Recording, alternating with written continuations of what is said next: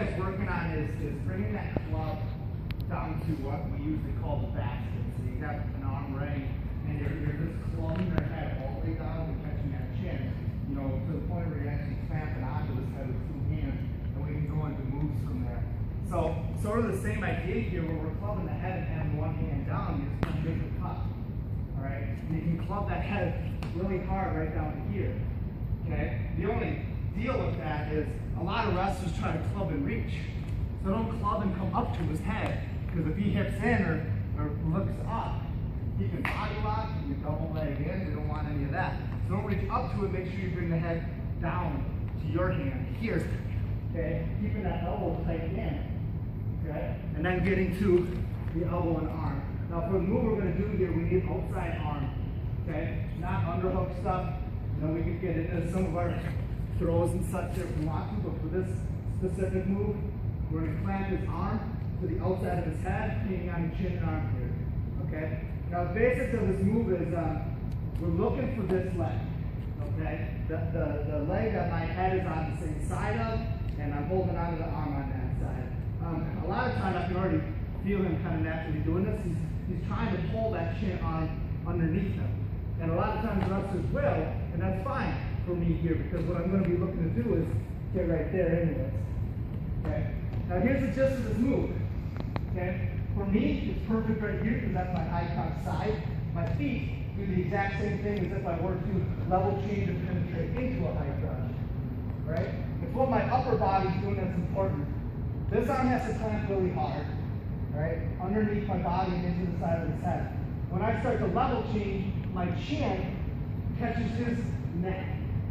And I want to keep his head down underneath my chin. Right? Now my right hand that's on the chin is reaching deep. I let my shoulder actually go all the way under his body, and then I'm going for a long reach to this ankle. And then at that point, the back leg is drive. So it's a level change and blast, and I catch this ankle and clamp this on. You need to hang on to this really hard.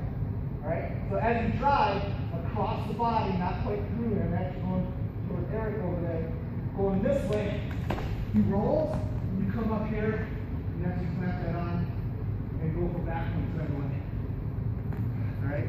Any of you bigger guys that wrestle me, I go for this a lot, and you know that. I've caught it on quite a few of you.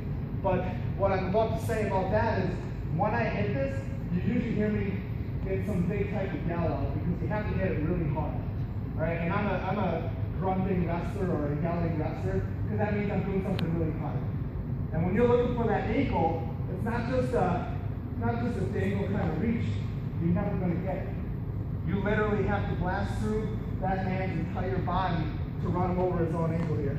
So again, crunch his head down, get to this arm. Now, once you guys understand it, start to do some pulls.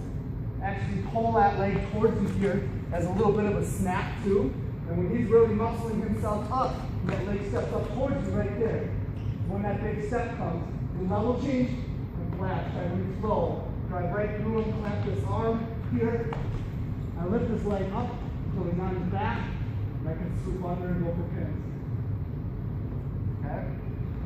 So I just call it front head cross ankle pick, where you're hanging on to his upper body so you can put him right through his back. Yes? Yep. Okay. Catching this front headlock, getting this arm, hold tight, pull in. Right there.